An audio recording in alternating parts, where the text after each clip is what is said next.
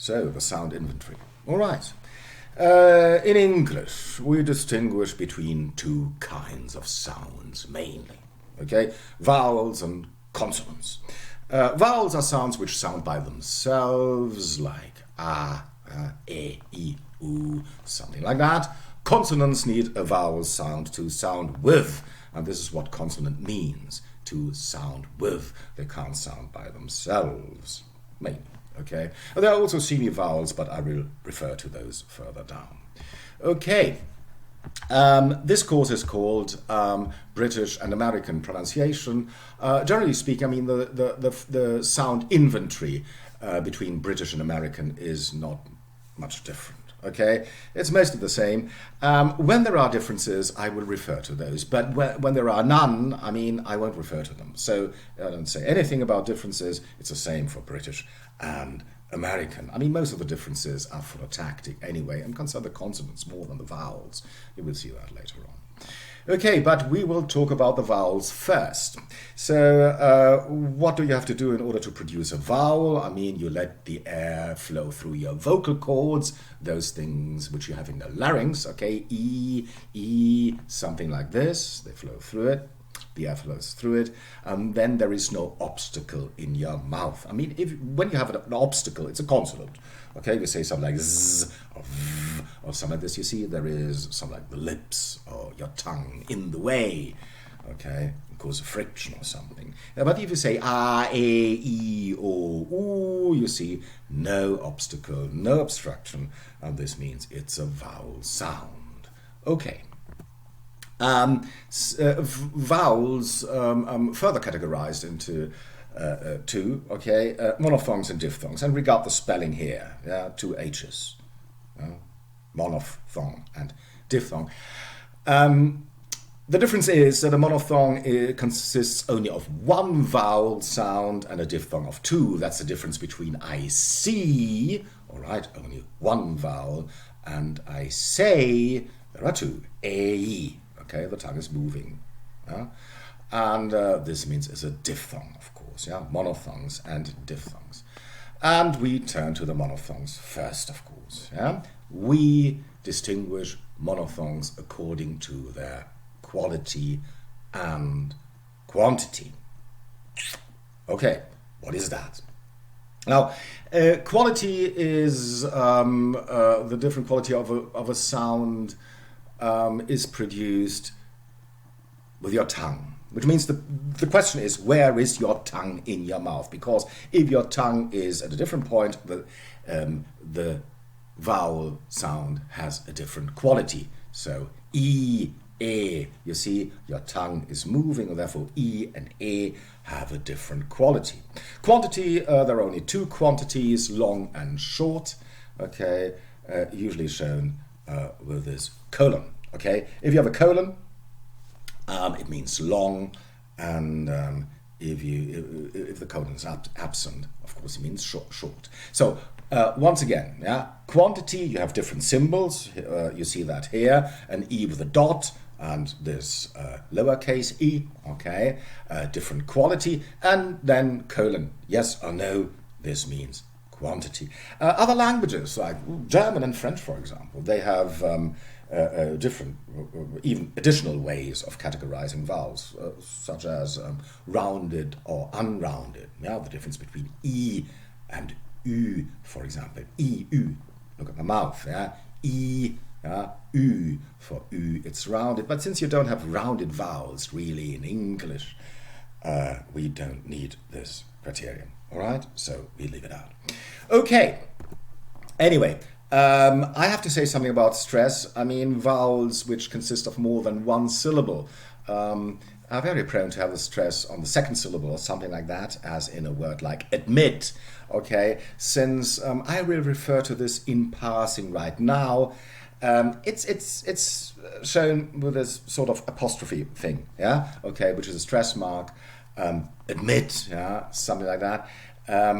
But it will be dealt with sufficiently, I mean, further down, yeah, okay, stress. But I cannot talk about phonetics without stress at all, so only this remark right now.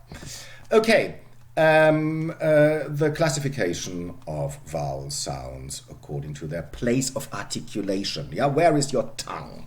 Okay, and how do we show this? This is a classical vocal chart here.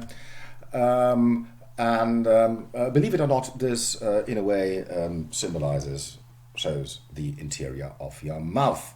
Okay, where is the tongue in your mouth for producing this or that vowel sound? So 2 dimensions, okay, front and back, and high and low, and you see that here. And then the question is, where is your tongue? Yeah? In this sort of system here. Let's just try it out. Look at that. I mean, there's E, for example, right up there in the left-hand upper corner, and there's U. And if you pronounce these 2 words, E-U, E-U, E-U, you realize your tongue is going front and back, front and back. E-U, E-U, E-U.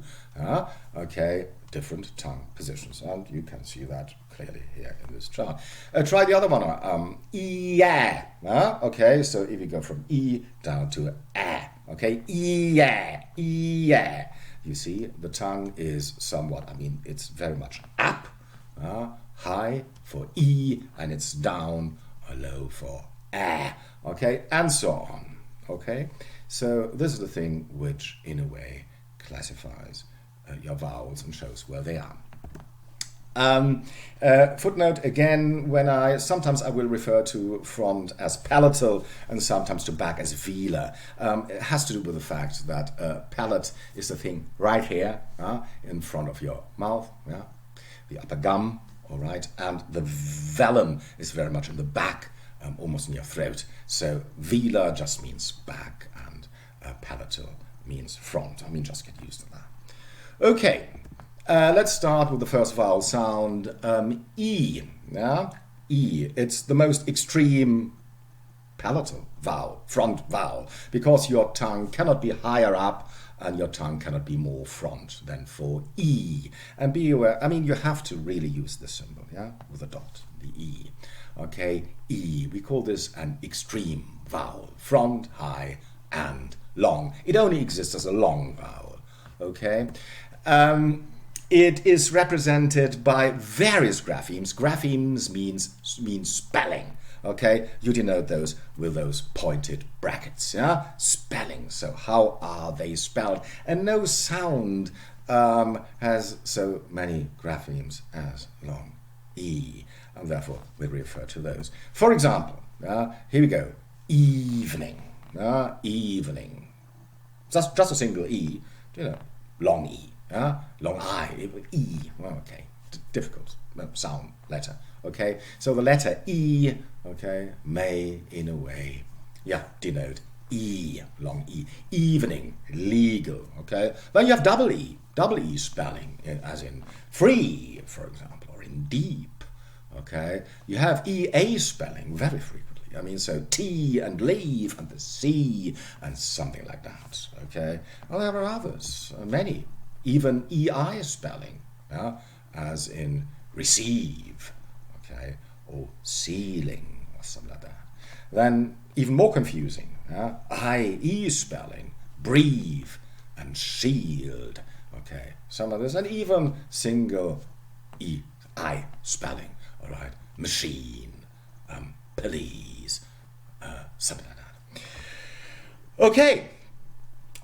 There are even more graphemes representing long E, but they usually concern foreign or very infrequent words. I do not want to confuse you with those.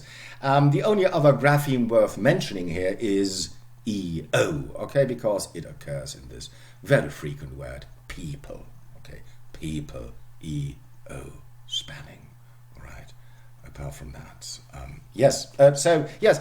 E extreme vowel only symbolized with this dot, only long. Okay, very, very many graphemes. Okay, only that. I mean, there is a tendency today in many Englishes, okay, particularly in Britain, as a matter of fact, to diphthongize. We call that. Long E, not to say I see, but something like I say, I say that. I say that. I say that. Yeah, it's not I say. It's something in between. Yeah, I say that. It's very much a Cockney influence.